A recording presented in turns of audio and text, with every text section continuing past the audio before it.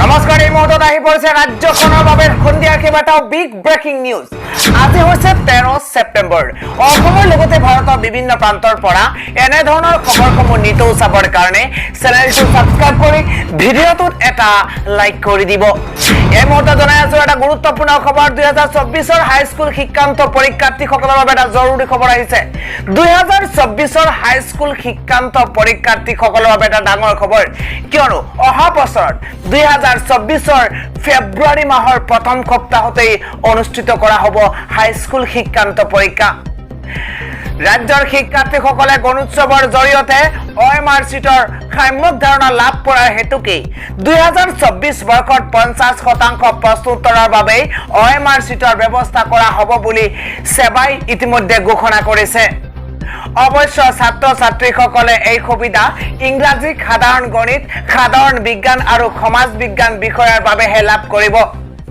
2024 বৰ্ষৰ হাই স্কুল শিক্ষান্ত পৰীক্ষাৰ বাবে এই সিদ্ধান্ত গ্ৰহণ কৰিছে সেৱা কৰ্তৃপক্ষই মঙ্গলবাৰে সেৱাৰ অধ্যক্ষই বিদ্যালয়সমূহৰ দৰ্শকলৈ জাৰি কৰা এক জাননী অনুসৰি 2024 বৰ্ষৰ প্ৰথম সপ্তাহত অনুষ্ঠিত হ'বলগীয়া হাই স্কুল শিক্ষান্ত পৰীক্ষাত পৰীক্ষাৰ্থীয়ে OMR চিট যোগে পৰীক্ষাত অৱতীৰ্ণ হ'ব অবশ্য ছাত্ৰ ছাত্ৰীসকলে এই সুবিধা ইংৰাজী সাধাৰণ গণিত সাধাৰণ বিজ্ঞান আৰু সমাজ বিজ্ঞান বিষয়ত 50% প্ৰশ্ন অবজেক্টিভ টাইপ হোৱাৰ সমান্তৰালভাৱে উত্তৰ বহি 16টা পেজত অন্তৰ্ভুক্ত হ'ব বুলি জাননীত উল্লেখ কৰিছে পৰৱৰ্তী খবৰটো হৈছে বিধ্বস্ত হৈ পৰিছে লিবিয়া দুই নদী বান্ধ ভাঙি সৃষ্টি হোৱা প্ৰলয়নকাৰী বানত প্ৰায় 5300 লোকৰ মৃত্যু হৈছে এতিয়াও সন্তানহীন হৈছে প্ৰায় 10000 জন লোক মৃত্যুৰ সংখ্যা ক্ৰমান্বয়ে বৃদ্ধি পোৱাৰ সম্ভাৱনা আছে বুলি জানিব পৰা গৈছে বানত বিধ্বস্ত হৈ পৰিছে লিবিয়া দুই নদী বান্ধ ভাঙি যোৱাৰ ফলত সৃষ্টি হোৱা প্ৰলয়নকাৰী বানত এই পৰ্যন্ত নিহত হৈছে 5 শতাধিক লোক উদ্ধাৰ হোৱা নিহত লোকৰ মৃতদেহ সমাধিস্থ কৰা হৈছে গণকবৰত আফ্ৰিকান দেশসমূহৰ উত্তৰে থকা ডেনা নগৰত দেওবাৰে দুটা নদী বান্ধ ভাঙি পৰাৰ পিছতে ভয়াৱহ দুৰ্যোগৰ কবলত পৰিছে চহৰখন স্থানীয় এগৰাকী বিষয়াৰ মতে এই পৰ্যন্ত নিহতৰ সংখ্যা 5300 জনলৈ বৃদ্ধি পাইছে ইফালে এই প্ৰলয়নকাৰী বানত প্ৰায় 10000 লোক নিৰুদ্দেশ হৈ আছে বুলি জানিব পৰা গৈছে স্থানীয় প্ৰশাসনে এই পৰ্যন্ত সন্তানহীনসকলৰ অধিকাংশৰে মৃত্যু হোৱাৰ সম্ভাৱনা আছে বুলি শংকা প্ৰকাশ কৰিছে দেশখনৰ এনে বিপৰ্যয়ৰ মাজতে ইজিপ্তকে ধৰি কিছু দেশে সাহায্য প্ৰেৰণ কৰিছে যদিও লিবিয়াৰ ৰাজনৈতিক পৰিস্থিতিৰ বাবে উদ্ধাৰৰ প্ৰচেষ্টাত বাধাৰ সৃষ্টি হৈছে বুলি ধাৰণা কৰা হৈছে পৰৱৰ্তী আন এটা খবৰ হৈছে ৰাজ্যখনৰ মুখ্যমন্ত্ৰী ডক্টৰ হিমন্ত বিশ্ব শৰ্মাই বাল্য বিবাহৰ বিৰুদ্ধে কঠোৰ হোৱা পৰিলক্ষিত হৈছে শেহতীয়াকৈ ৰাজ্যখনৰ মুখ্যমন্ত্ৰী ডক্টৰ হিমন্ত বিশ্ব শৰ্মাই কৈছে 10 তাৰিখৰ পিছত ৰাজ্যৰ বাল্য বিবাহ কৰোৱা অবৈধ স্বামীসকলক গ্ৰেপ্তাৰ কৰা হ'ব গাঁৱে ভুৱে নগৰে চহৰে এতিয়া তীব্ৰ অভিযান অব্যাহত ৰখা হ'ব অসম আৰক্ষীক মুতায়ন কৰা হৈছে ইফালে দেখিবলৈ পোৱা গৈছে আজি কাজিৰ বিৰুদ্ধে তীব্ৰ অভিযান অব্যাহত ৰখা হৈছে আজি 17 গৰাকীকৈ কাজিক আৰক্ষীয়ে কৰিছে গ্ৰেপ্তাৰ ৰাজ্যজুৰি কাজিৰ বিৰুদ্ধে মাৰাথন অভিযান চলাইছে অসম আৰক্ষীয়ে হাইলাকান্দিত আৰক্ষীয়ে তালিকা প্ৰস্তুত কৰি কাজিৰ বিৰুদ্ধে চলাইছে মাৰাথন অভিযান 25 জনীয়া তালিকা প্ৰস্তুত কৰিছে হাইলাকান্দি আৰক্ষীয়ে আৰু 17 জনকৈ কাজিক ইতিমধ্যে গ্ৰেপ্তাৰ কৰিছে বুলি জানিব পৰা গৈছে বেআইনীভাৱে যিসকল কাজিয়ে বিবাহ সম্পন্ন কৰাইছিল সেইসকলৰ ভিতৰত 17 জনক ইতিমধ্যে আৰক্ষীয়ে গ্ৰেপ্তাৰ কৰিছে বুলি জানিব পৰা গৈছে পলাতক কাজিক বিচাৰিও আৰক্ষীয়ে চলাইছে মাৰাথন অভিযান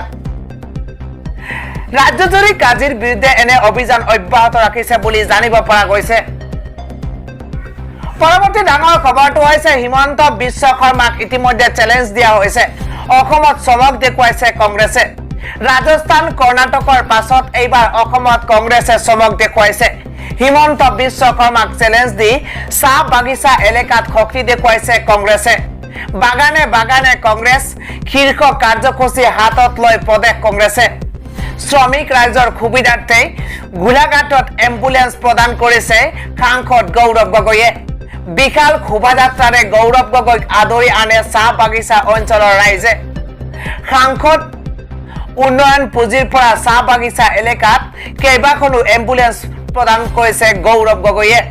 এম্বুলেন্স প্ৰদান কাৰ্যসূচীৰ পৰাই মুখ্যমন্ত্ৰী ডক্টৰ হিমন্ত বিশ্ব শৰ্মাক কঠোৰ সমালোচনা সাংসদগৰাকীৰ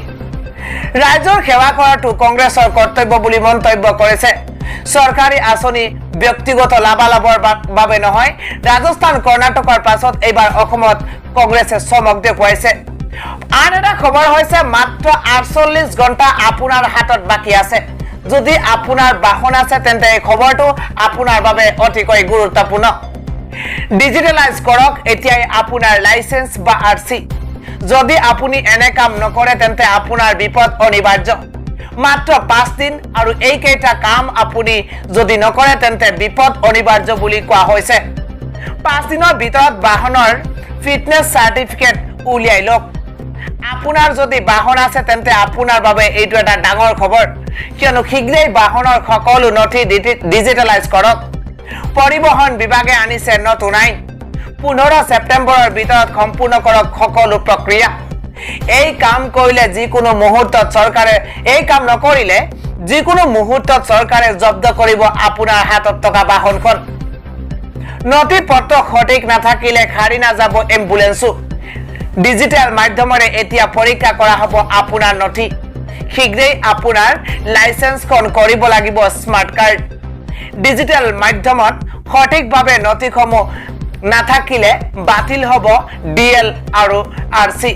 ফিটনেছৰ মাসুল আৰু বিলম্ব মাসুল আদায় দিয়ক অতি শীঘ্ৰেই কিয়নো হাতত মাত্ৰ কেইটামান ঘণ্টা বাকি আছে আৰু 15 অক্টোবৰৰ পৰা বাহনৰ ফিটনেছ দেখুৱাব নোৱাৰিলে জব্দ কৰা হ'ব আপোনাৰ সপোনৰ বাহনখন আনে খবৰ হৈছে ভয়াবহ পথ দুৰ্ঘটনাত আজি 11 জন লোকৰ মৃত্যু হৈছে আন 12 জনৰ অৱস্থা ইতিমধ্যে সংকটজনক বুলি জানিব পৰা গৈছে এখন যাত্ৰীবাহী বাছত খুন্দা মাৰিছে তীব্ৰবেগী ট্ৰাকে ৰাজস্থানৰ ভৰতপুৰত এই ভয়ংকৰ দুৰ্ঘটনা সংঘটিত হৈছে বুলি জানিব পৰা গৈছে গুজৰাটৰ পৰা মথুৰা অভিমুখে গৈ থকা বাছখনে খুন্দা মাৰিছে ভয়াবহ দুৰ্ঘটনাই কঁপাই গৈছে দেশ নিহতৰ পৰিয়াললৈ 2 লাখ টকাৰ আৰ্থিক সাহায্য আগবঢ়োৱাৰ কথা চৰকাৰে ঘোষণা কৰিছে আহতলৈ আৰু 50,000 টকাৰ এককালীন সাহায্যৰ কথা ঘোষণা কৰিছে আনে খবৰ হৈছে শ শ জনপ্ৰতিনিধিৰ আছে কলা অধ্যায় দেশ পৰিচালনাৰ বিধান দিয়া জনপ্ৰতিনিধিৰ বিৰুদ্ধে আছে অপৰাধমূলক কেইবাটাও গোচৰ লোকসভা ৰাজ্যসভাৰ মুঠ সাংসদৰ 40% আছে দাগী অপৰাধী 763 গৰাকীৰ ভিতৰত 306 গৰাকী আছে অপৰাধত লিপ্ত হোৱাৰ তথ্য জনতাৰ সুৰক্ষাৰ কথা এই সকলেই কয় জনতাৰ সুৰক্ষাৰ কথা কোৱা এই সকল সাংসদৰ আছে হত্যা অপহৰণ নাৰী নিৰ্যাতনৰ ভয়ংকৰ গোচৰ এছ'চিয়েশ্যন অফ ডেমক্ৰেটিক ৰিফৰ্মছ নামৰ সংস্থাটোৱে প্ৰকাশ কৰিছে এনে ভয়ংকৰ তথ্য কৈছে 763 গৰাকীৰ ভিতৰত ভয়ংকৰ অপৰাধমূলক গোচৰ আছে 194 গৰাকীৰ বিৰুদ্ধে হত্যাৰ গোচৰত আছে 11 গৰাকী সাংসদৰ বিৰুদ্ধে বিপৰীতে 32 জনৰ বিৰুদ্ধে আছে হত্যাৰ ষড়যন্ত্ৰৰ নাৰী নিৰ্যাতনৰ গোচৰত অভিযুক্ত ইয়াৰে 21 গৰাকীৰ 4 গৰাকী সাংসদৰ নামত আছে ধৰ্ষণৰ গোচৰ সংস্থাটোৱে ৰাজনৈতিক দলৰ ভিত্তিতো প্ৰকাশ কৰিছে অপৰাধী সাংসদৰ তালিকা পৰৱৰ্তী খবৰ হৈছে চৰকাৰৰ 2 লাখ টকা পাবলৈ আপুনি কিদৰে আবেদন কৰিব লাগিব কিয়নো শেহতীয়াকৈ ৰাজ্যখনৰ মুখ্যমন্ত্ৰী ডক্টৰ হিমন্ত বিশ্ব শৰ্মাই নিবনুৱাসকলক 2 লাখ টকাকৈ দিবলৈ প্ৰতিশ্ৰুতি দিছে 23 ছেপ্টেম্বৰৰ পৰা আৰম্ভ কৰা হ'ব প্ৰক্ৰিয়া কেৱল 2 লাখই নহয় 5 লাখ টকালৈ দিবলৈ সাজু হৈছে হিমন্ত বিশ্ব শৰ্মা চৰকাৰ তাৰ বাবে কেনেকৈ আপুনি পঞ্জীয়ন কৰিব তাৰ তথ্য ইতিমধ্যে দিয়া হৈছে মুখ্যমন্ত্ৰী আত্মনিৰ্ভৰ অসম আঁচনিত লাখ লাখ যুৱক যুৱতীসকলৰ নাম অন্তৰ্ভুক্ত কৰা হ'ব শিক্ষাগত অৰ্হতাৰ ভিত্তিত প্ৰদান কৰা হ'ব এই ধন পুনে পুনে আপোনাৰ একাউণ্টত সেই ধন প্ৰদান কৰিব চৰকাৰে দক্ষতা অনুসৰি কেটাগৰীৰ ভিত্তিত দিব আৰ্থিক সাহায্য 2 লাখ টকাই নহয় 5 লাখ টকালৈ দিবলৈ সাজু হৈছে হিমন্ত বিশ্ব শৰ্মা চৰকাৰ আৰু 23 ছেপ্টেম্বৰৰ পৰা আপুনি পঞ্জীয়ন কৰাৰ সুযোগ লাভ কৰিব